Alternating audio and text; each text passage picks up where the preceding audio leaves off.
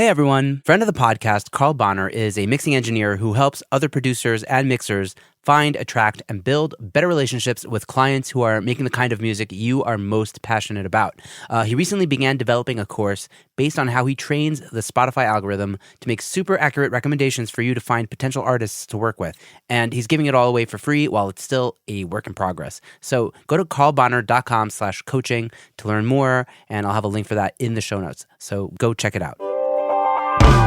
Hey everyone, welcome back to Secret Sonics. This is episode 124 with Arnob Bal. This is Arnob's second conversation on the podcast, and we were just schmoozing already, so the podcast just kind of started. So I didn't introduce him, but Arnob is a music producer, composer, audio engineer, and podcaster based out of Mumbai and Toronto, and as you'll hear in this podcast, all over the globe. And yeah, such an interesting conversation. We talked about so many things, including putting in the reps on the numbers game, just in terms of producing and working on music. His exodus story from pandemic-stricken India, making his way over to Canada. We talked about his nomadic lifestyle, working with Mali, and including in the Saw segment, which was really neat. We talked about philosophical and playful approaches to production, balancing play with work, and pursuing learning and growth in production, showing up to do the thing, keeping a creative practice. We talked about his attempt to be fully present while playing music or in a performance. We also talk about approaching your craft with a second naivety, which was really interesting, and things got philosophical. We talked about Hegel, Daoism, embracing dualism, and we explored alternative versions of tension and release in the Saw segment as well. So tons of topics talked about, and lots of takeaways for me, and I'm sure for you guys. So I think you're going to love this conversation. So with all that to say, here's my conversation with Arnob Bal, once again, here on Secret Sonics. You're listening to Secret Sonics, a podcast exploring the creative side of music production. Join us weekly for honest conversations with real-world music producers and audio professionals.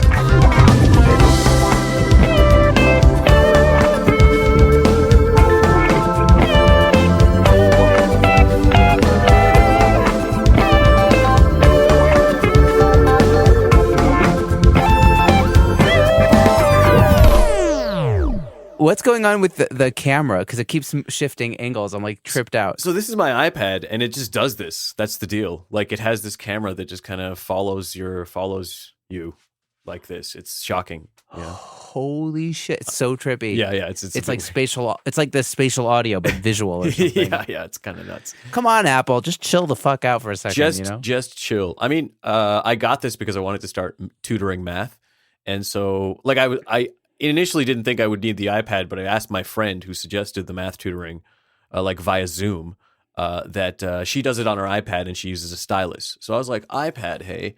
So I went and got one, and I haven't started math tutoring, but I've discovered the world of like graphic design and Adobe software, and I've just been right. I saw that you've been posting about that on Instagram. Yeah, I've just been having lots of fun with that. Nice. You're a man of many talents and interests, so. It's like another box to open, you know? Yeah, well, it's I just, I don't know about talent. I just keep trying different things, and sometimes it works and sometimes it doesn't, which is just, it's law of averages type thing more than talent. But I view it as like just one more or thing. A little bit of both.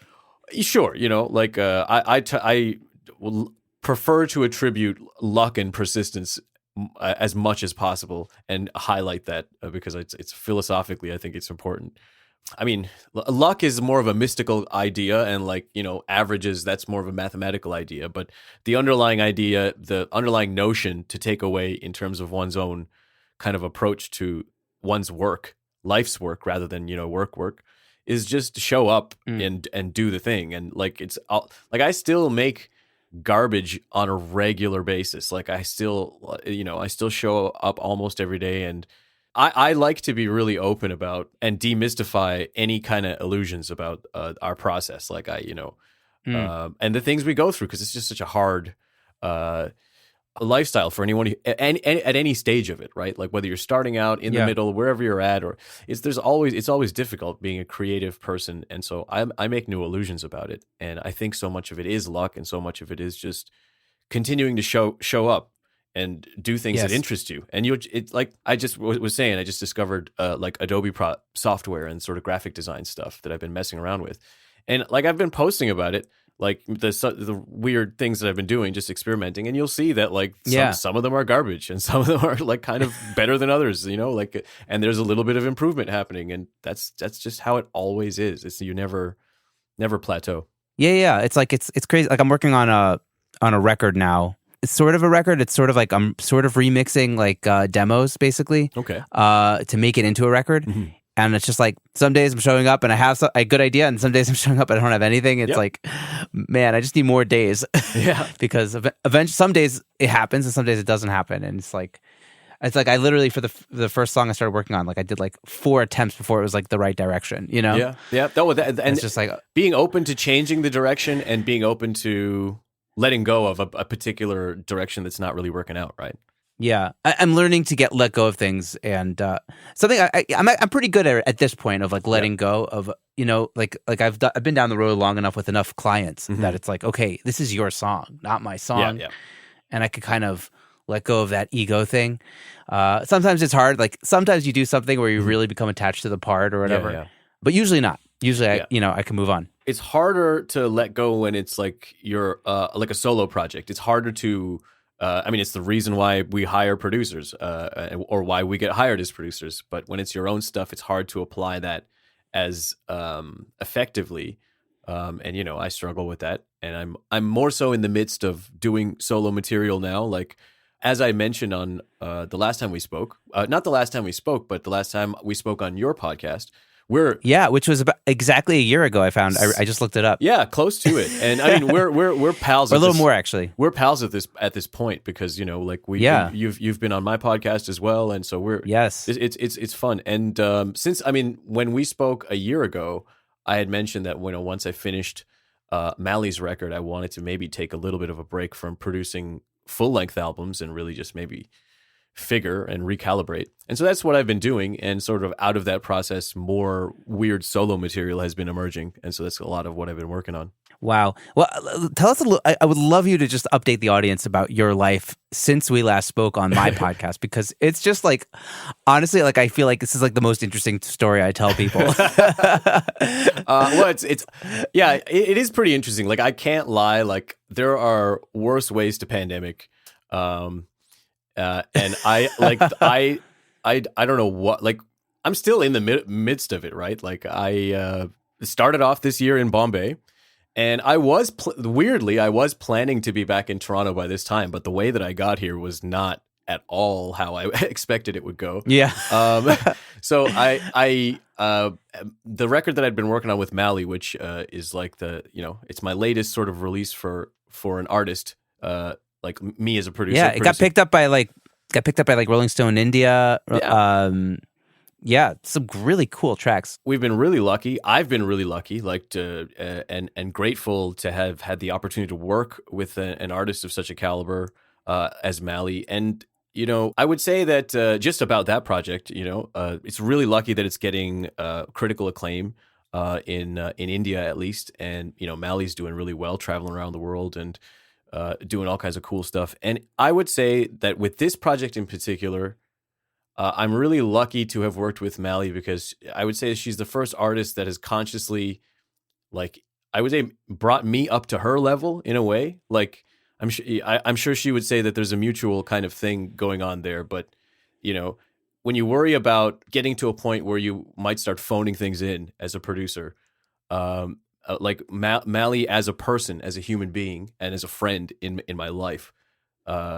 prompted me to not, like, there were moments to show up. Yeah, there were moments when I think I could have really dipping in my judgment, in my maybe complacency, and Mali, as the artist and the human being and the friend, I would say brought me up to her level on this project. And normally when I do projects, I like to think that I'm bringing the band or the artist up to my level. That's what I like to think, even though maybe I don't want to say that out loud all the time, because that sounds kind of weird.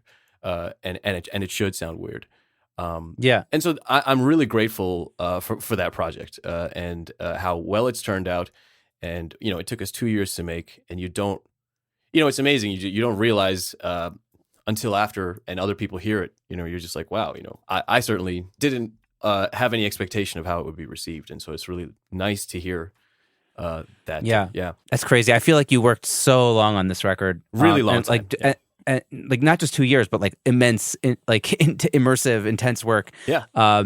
In those 2 years, and it's funny because you were talking about it like last time you were on my show, and then I heard it when it came out afterwards, and I was like, oh shit, like, damn, this sounds amazing. Oh, thank you. And it was like, okay, cool. Like he was talking about this, like, you know, vaguely or whatever, but like, okay, this is what it is in reality, and it was just hit, you know. I think it was a drastic step up, like from just an all around perspective from like all the work I had done previously. Like it was really like a coming together of everything I've learned. I mean, it's always like that, you know. It sounds trite to say, but in maybe an extreme sense. And I mean, it's funny because this whole year has been about that. I mean, if you go back to what you asked about, like my what's happened, we haven't got there yet. Yeah, what's happened in the intervening year. I mean, this record is a big part of it, even though I was almost finished it when I spoke to you a year ago.